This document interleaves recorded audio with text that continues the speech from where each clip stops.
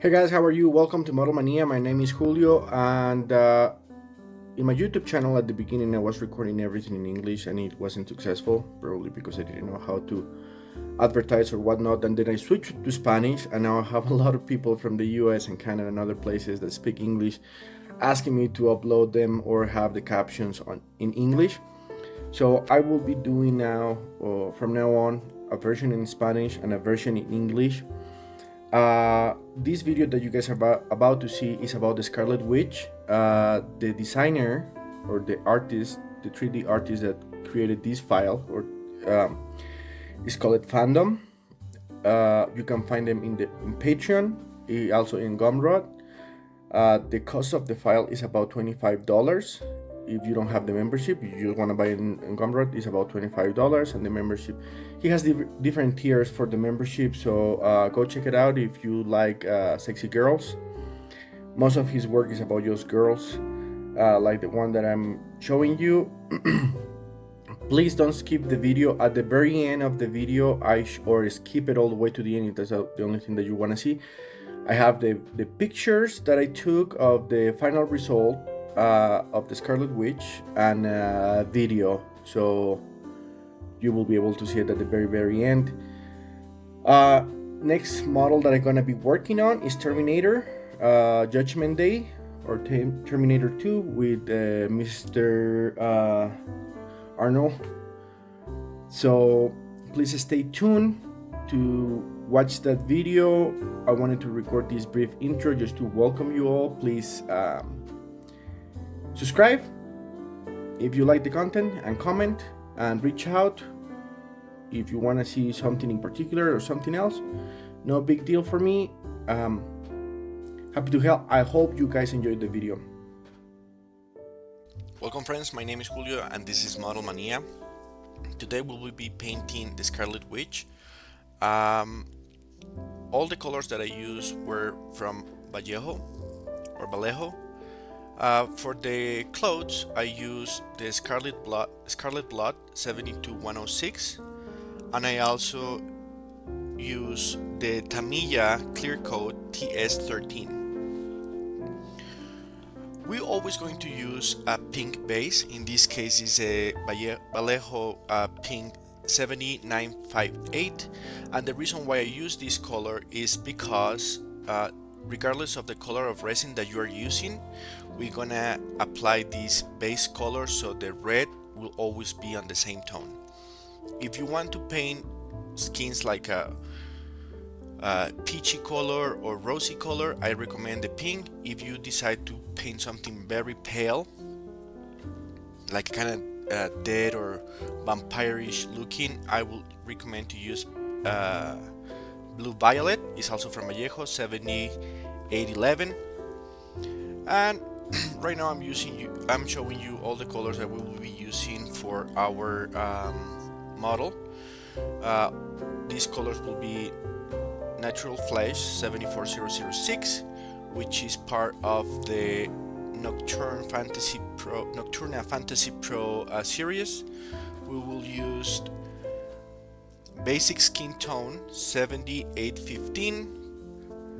We will use also Pale Flesh 76003, and the highlights will be Highlight Skin 74008. We will be using Vallejo thinner, water, and satin acrylic varnish to protect our work. So what we're going to do first is we're going to dilute the pink color 50% pink, 50% water or thinner. I recommend I recommend in this case to use water instead of thinner. In my case, works much better. And you can dilute, based on drops, on how many drops you have on your airbrush, or just by volume, by looking at it like you have the same amounts. Always make sure that you spray the paint under the model, in this case like the legs and the arms, because that's where the boots and the gloves will connect. And sometimes when we don't have a perfect fit, you will be able to see the previous color of the skin, and that's not very nice. Now that we have applied a coat of pink color on our model, we're going to use the color red is 71003, and this will be diluted 80% water or thinner and 20% paint, and we will apply it all over the model. We will make emphasis, or we will focus in between the breast, behind the breast, between the legs, and um, in the armpit area. Those areas have like more blood vessels, if you want to put it that way, and we want to bring people's attention to those specific areas. We want everybody to look at our model and just focus on the breast. I made several mistakes painting this model, and that's because I was being really impatient. One of them is you need to let the paint dry for at least 30 minutes between coats. If it's the same color, go for it. But if it's different colors, for example, I paint the red over the pink right after, and I should have let it, you know, let it dry for at least 30 minutes before I could continue. And the only reason for that is because we want to make sure that we are not changing the tones of the next coat. Now we're going to be using our base flesh color. In this case is Natural Flesh from Nocturna Fantasy Pro series from Vallejo 74006, and we're gonna make the mixtures of 80% water or thinner and 20% paint. We're gonna paint it all over the model, and you can see what we're trying to get here is a transparent paint that will allow us to see our previous layer. This is like onions. All models are like onions. It's better to do 4 or 5 layers of the same color in really diluted water than do a heavy coat and cover all the details. I'm using my compressor with 1 bar of pressure or 10 psi, however you wanna call it or put it. That's the pressure that I use, and I don't change the pressure. It's the same pressure for all colors that I'm using, except with the I think spackling. I apologize about my English. It's just like, you know, having, we're gonna texturize, we will call it that. We will texturize the skin, and I will tell you when that's gonna happen. Another mistake that was made was, well, let's begin with this first. Now our next coat is going to be Basic Skin from Vallejo 7815. The dilution will be 80% water or thinner, 20% paint, and we will repeat the process. If we were to stop at this point with this last color, I was very happy with the result because it looked real. What we are trying to get here is a hyper realistic look where we're going to put those freckles and imperfections on the skin, also some veins, and depending on the model that you are working on, more blood vessels or scars and that kind of stuff. But so far I'm very pleased with the result. Also, another thing that to take into account, once you spray your color, it might look like it's a very intense color, but after you let it dry, it will, you know, like settle. It won't be as bright, and you might have to go back and retouch it. So here's the result of those 3 colors. Well, 4 colors if you include the pink, and it's beautiful. I really love it. Now we're going to use again the Natural Flesh. The dilution will be 90% water or thinner and 10% paint, and we're going to bring the pressure of our compressor all the way down, but there is need to be pressure. If you put it at 0, there is no pressure, therefore there is no air coming through the airbrush, and paint won't be pushed away from the airbrush. So you will have to play with your compressor and see which one is the minimum pressure that you can do. And we press the trigger back and forward several times to create this texture. And as you can see, I'm tapping with my finger really lightly when there's big drops of paint. We don't want that. We want everything to be flat, because if we let it to be like a bump, it's gonna look really bad. Now, when we're doing this technique, we can have some mistakes like this. I create a line instead of like a point or a circle. So with a wet Q-tip, you can come back and remove the paint. Now, something that I forgot to tell you, when you apply the base skin tone, after you apply that, you let it dry for like a 30 minutes at least, and then you will cover it with a satin coat, acrylic satin coat, and you're gonna let it dry for at least 4 hours. Okay? Now, if I'm not mistaken here, we are using now the pale flesh from Vallejo 76003. The dilution is 80% 20 again. And what is color is going to do is to help us to cover those texture that we have created so it's under the skin and make it look more realistic. Now we're gonna tackle the leg to cover those so they're like a kind of seamless.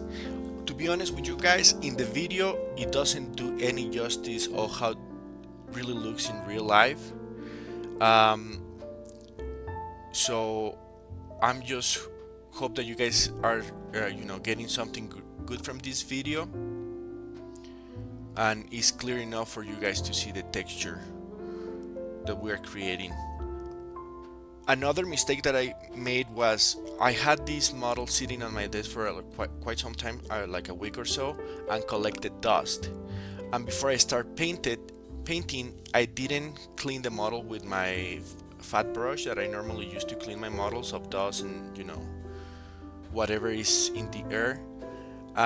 When I sprayed the paint, some big particles of dust got encapsulated with the paint and created bumps, and that's a big mistake, like a rookie mistake, and I do apologize for that. So for you guys, don't forget to do that in the future. Now I'm using watercolors. I'm using the brand Pentel. You can find these colors in Amazon. It costs about $10 or $12. They're very inexpensive. The main colors that I use is mid green, deep blue, and scarlet red to create the veins. Now, something to be said about these colors is that if you haven't allowed enough time for your paint work to dry and you are painting too harsh, you're gonna remove the paint. You're gonna create scratches all over your model and you're gonna hate yourself for that. So please don't be impatient like me. Take your time, let it dry, and then go back. If you feel like, I don't recommend covering or protecting the previous work with satin clear varnish because then the color wouldn't attach to the paint. Now the lines that I'm painting, I'm using references from my girlfriend and stuff like that where she has the veins and I want to make it look very natural. The color blue, I only use it when I'm making like monsters or like a sci-fi characters. I mean, like the Red Witch is a sci-fi, but if we watch the Marvel movies, she's there as a real person. So I'm trying to make it look really realistic. I don't remember the name of the actress of that movie, but she's gorgeous. So I wanted to make justice to her and to her beauty. Anyways, so I'm making irregular lines. Make it irregular. Don't try to make a straight line because veins are not like that. Look at your arm, look at your leg, your girlfriend, your mom, your sisters, whomever. Look pictures online for references and make it look realistic. If you went too intense or whatever, you can grab a wet Q-tip again, remove the excess of water, and slightly rub it, and you will diffuminate or blend those lines. When my color is too strong, if I can put it that way, too bright, the green too bright, I go over the same green with red to make it more settled. You can also create red veins that will create the perception of more blood vessels. And now we're gonna grab a Q-tip and remove the excess of whatever we didn't like with the color. That's the beauty of using watercolors or water pencils for this. That allows you to go back and forward as many times as you want to.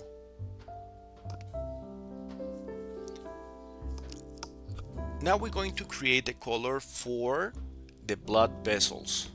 This is where it gets messy.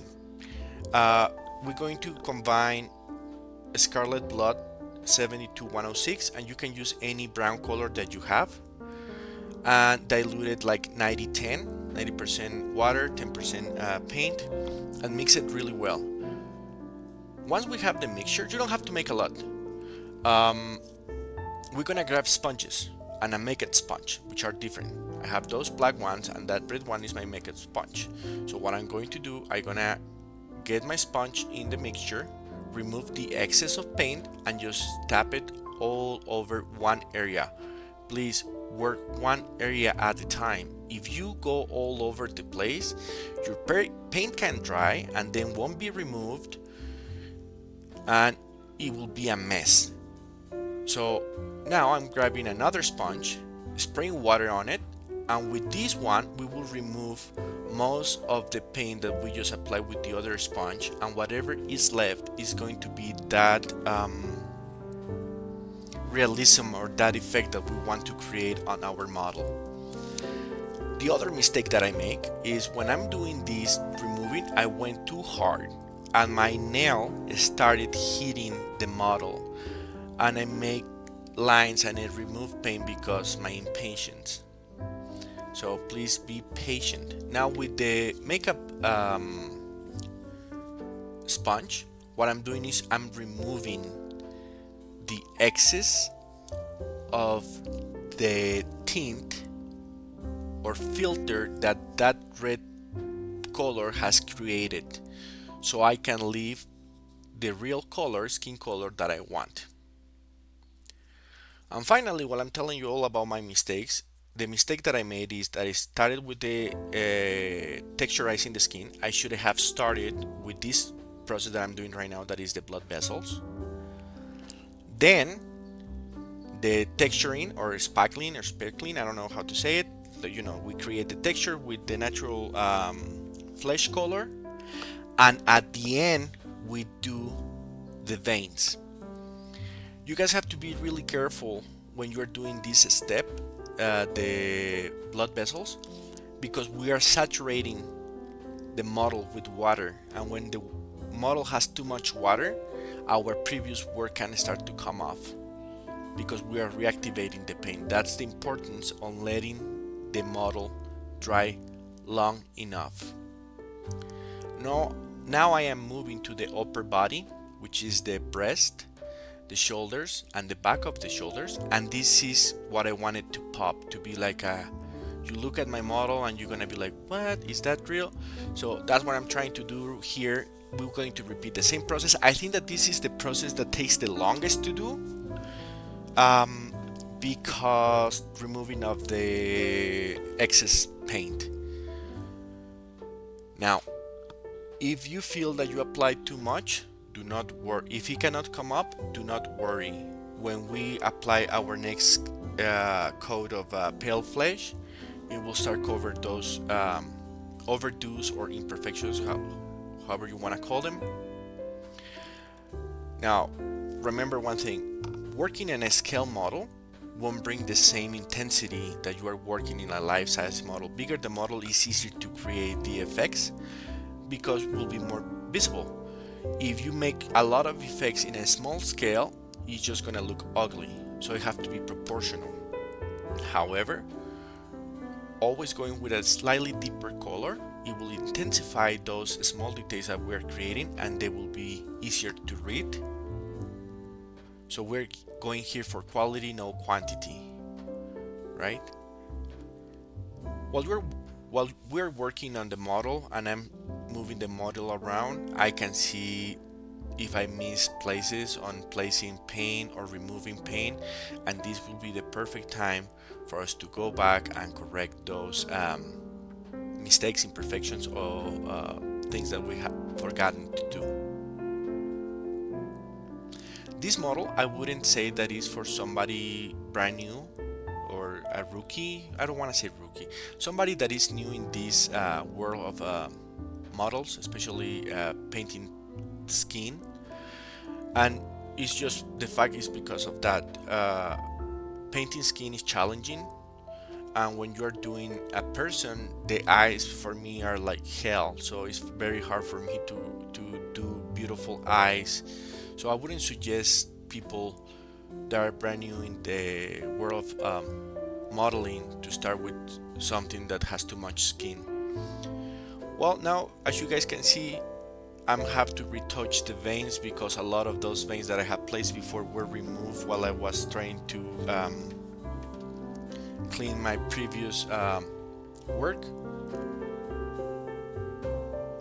and that's the mistake that I told you guys about. So if you guys have to written down the process that you guys want to do things, please do it, because sometimes we forget and it's a pain in the butt to remember sometimes. And like I said, now we're gonna use the pale flesh. This time we're gonna use it at 90% diluted with water, 90% water, 10% paint, and we will use it to cover not the entire model again, but where most of the details that are very prominent or very harsh to see, so we can blend them with the previous work that we had. As you guys can see, like I'm spraying and you are able to see on the right away. It's not like it's not a heavy coat whatsoever, and it will help you. Masking your model is very important to do it right, otherwise you will have to come back and retouch it. However, it's better to retouch a red dress than retouch skin. Retouch skin is hard, at least for me. So I'm moving my model around and keep spraying the pale flesh, hoping everything looks pretty. And here we have the result. You guys can still see a lot through, but don't worry, because we still have one more color to apply, and that's what is going to be our cherry on top of the cake, if you guys gonna put it that way. Here I'm pointing out some of the mistake that I made. Surely you will be able to see like a long red line on her in the back of her leg.